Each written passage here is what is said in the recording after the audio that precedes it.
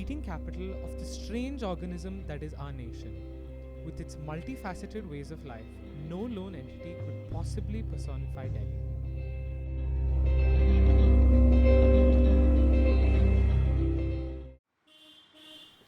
The president's rule in Delhi is finally drawing to a close.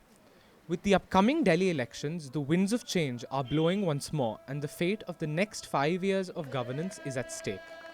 Accordingly, the key stakeholders are employing modern methods to capture the imagination of the youth. How has your agenda changed as compared to last year's poll results? A lot has changed between last year and this year. The first is that, yes, it was a fractured mandate. The Aam Aadmi Party came up in a phenomenal way. They got a large number of seats, though less than 30. People of Delhi would like to see governance. They would like to see development. And from that perspective, the BJP is going with that positive agenda as with the rest of the nation, which Prime Minister Modi has set out. The politics of development and aspirations, delivering those aspirations. And state after state, the people are reposing faith in us and we are getting the opportunity to serve them. That's our agenda for Delhi too. See, there are two agendas that we have for Delhi. One is to make Delhi a corruption-free city. Second is to make Delhi a world-class city within the next 5 years. Delhi can only become a world-class city once corruption is removed from Delhi. So of course Jan Lokpal is an extremely important part of our agenda. We did a youth dialogue and released our policies for the youth of Delhi. We followed it by a women dialogue where we released our policies for providing security for women in Delhi. We are now going to do a governance dialogue where we are going to present our model for the Lokpal as well as for Swaraj in Delhi, and then you'll see it all over our posters and banners. It is a matter of pride for us that Modi ji is the country's most charismatic and popular leader. And that certainly cannot be treated as a disadvantage or we should feel shy. It's a matter of the people of India want to hear him. You can't force people to come to rallies. We've seen it in all the state elections. We saw it before that in the national election.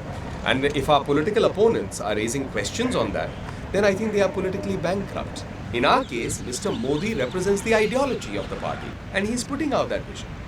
We can't question the mandate he's got as the Prime Minister. The question that we are asking is that Aam Aadmi Party is saying that if we win the elections, Arvind Kejriwal is going to be the Chief Minister of Delhi.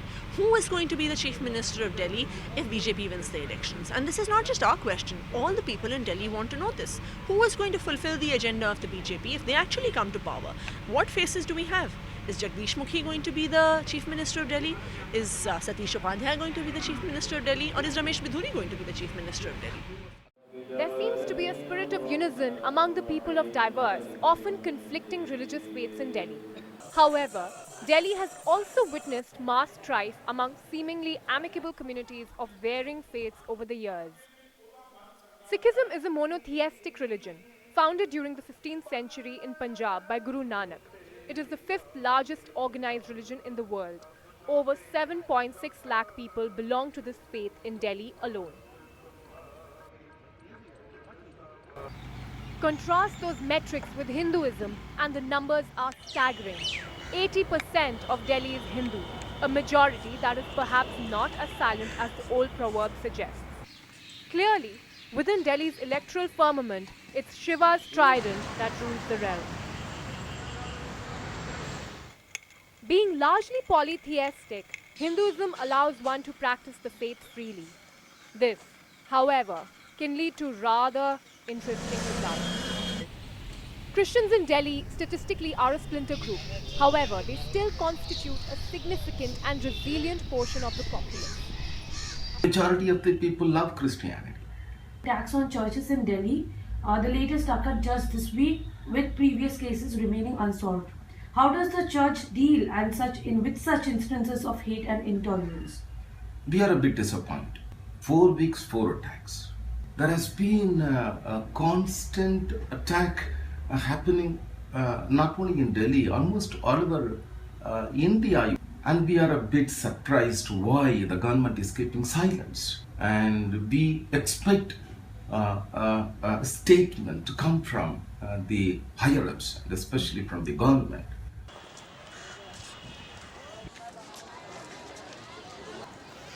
Delhi has also served as the capital of various kingdoms and empires, chiefly the Mughals.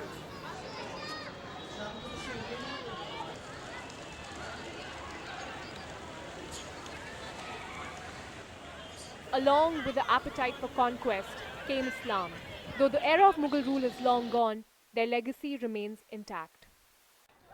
Religion pulsates within a body of art, architecture, and culture. This makes Delhi a tourism magnet. With an estimated 3 million visitors every year, Delhi's ecosystem of tourism is gradually recovering from the Nirbhaya effect. Young India is cashing in big time on the influx of capital from angel investors in the tourism sector. Homegrown businesses are leveraging on platforms like Book My Show to provide micro tours, which are disrupting traditional models of tourism. With its young founders, Seek Sherpa is one such company on the rise. So we saw businesses moving towards homegrown assets. So we decided to monetize local knowledge, which we felt was still a little unexplored, and that's how we realized we are going to build a business around this.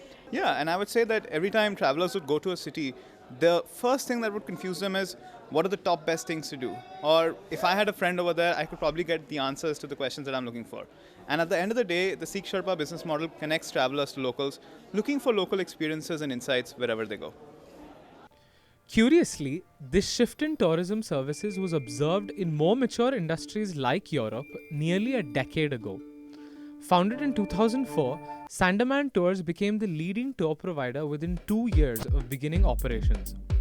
Sandamans follows a nearly identical model as Seek Sherpa in giving a voice to self-employed tour guides. The virtue of being self-employed serves as a great incentivizer for these guides to deliver the best possible experience they can. With innovative ways of doing business, signs are that tourism in India will continue to burgeon and grow until it realizes its potential. Food is an essential part of tourism, and the Delhi food culture is an ecosystem of its own. Delhi's food spread is synonymous with dollops of ghee and spices, which amalgamate into a rich cuisine. But Delhi is so much more than its butter chicken and chaats. Dig a little deeper and you will find the surprising and unexpected. If you crave for a taste of the South and Sarvana Bhavan refuses a quick entry, you can head to the Tamil Nadu Bhavan canteen in Chanakyapuri. Here you can find just as delicious a South Indian thali with a generous spread of sambar, rasam, kara korambu, kuttu, poriyal, curd, chapati, pickle, papad and sweet. Next on the popular demand list is the chicken 65, best enjoyed with a soft and flaky Malabar paratha. Tucked in the busy, colourful lanes of Chavri Bazaar is a humble shack. The shack, called the Jain Coffee House, has been serving fruit sandwiches since 1948. Each mouth-watering portion consists of butter, kesar chutney for that extra sweetness, fruit slices, and homemade cottage cheese. All of this for a very reasonable price of Rs 50 a plate.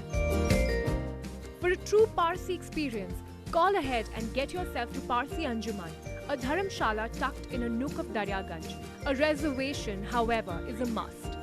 There is a daily prefixed menu to be chosen from, which consists of berry pulao, mutton dhansak, chicken sali, and pashani machi, served with a helping of cucumber salad. While Mrs. Bagley's matriarchal supervision ensures all food is heavenly, no one dish tries to assert itself over the other, except the Parsi dairy kulfi, which is to die for. However sumptuous the platter may be, the dark face of Delhi is blotched by dust and smoke. Delhi is one of the largest megacities, but it has its own daunting pollution story.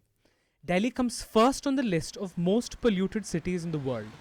Particulate matter floats through the air, causing unquantifiable damage. MOEF came up with a statement saying that vehicles are not a major source of pollution. So I guess the government, who is actually in a denial mode, which is not ready to accept that air pollution is actually an issue. But ultimately, it's the people who are paying for it. CEC actually purchased a monitoring device, which is a very small device. You can put it in the backpack, and it has a tailpipe. So so basically it will keep monitoring the air pollution. So we wanted to understand the 24-hour average. So basically there were around 6 to 7 prominent people from Delhi who actually took that device and kept it with them for a day. Gurelal ji, who stays near Lodi Road, and he goes for his walk to Modi Garden every day, and his readings were as high as 1200 microgram per cubic meter. That is 15 times higher than the existing standard. I think that the number of patients that we have coming to the outpatient and the casualty, we see that they're broadly into two groups. One is that group of patients who have an underlying respiratory or cardiac problem, for example, patients with asthma, bronchitis, or coronary artery disease.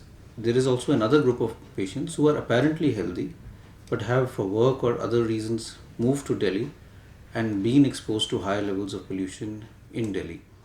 Desperate times calls for desperate measures, and the government will be hard-pressed to get Delhi out of the rabbit hole.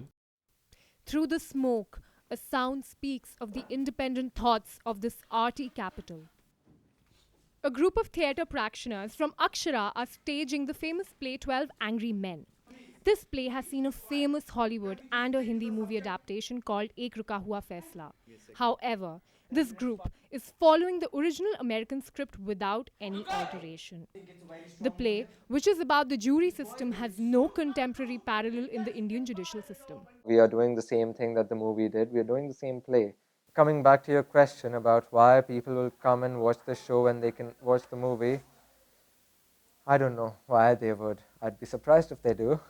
And this is the first time that I've thought about it, and I'm a little worried now. But I think live experiences are different from a movie experience. And if I see you laughing in the play on the 16th, I'm telling you, I'll come on stage and beat you with a bloody shoe. The independent music being created in Delhi is adapting various genres. It's surprising that a young, famous new indie band, Moscow, gets inspired by Japanese anime and Western music. All of the musicians are really inspired by Japanese anime.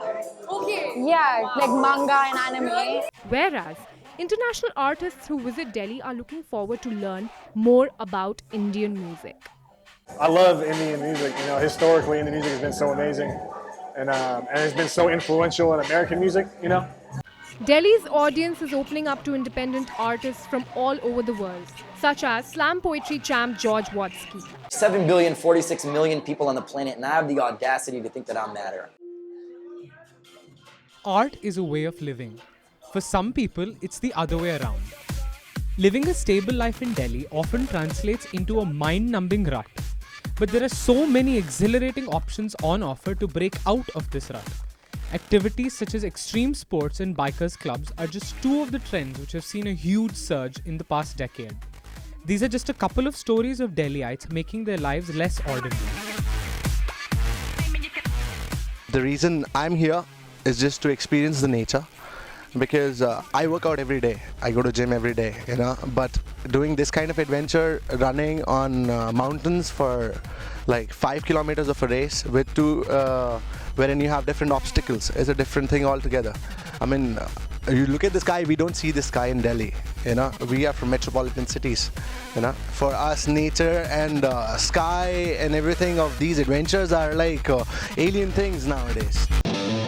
The India Bull Riders Club is an example of the enduring brotherhood that some alternative lifestyles can create. This particular alternate lifestyle that we choose as riders, as bikers, whatever people call us, but we are here for a reason because we like to explore places on our two wheels. It helps us in our sanity because you come out of your monotonous routine of everyday traffic jams and working 9 to 5 and all Saturdays and Sundays jobs. It's just difficult to take time out for yourself. I mean, you might see us dressed up like this. I mean, this is not how we dress up when we go to our office. I mean, we are like normal people. We wear shirts and pants like every other office goer. But this is what we wear when we are on the bike, when we are over here, when we are all together. Entities remain, faces change. Faces of Delhi.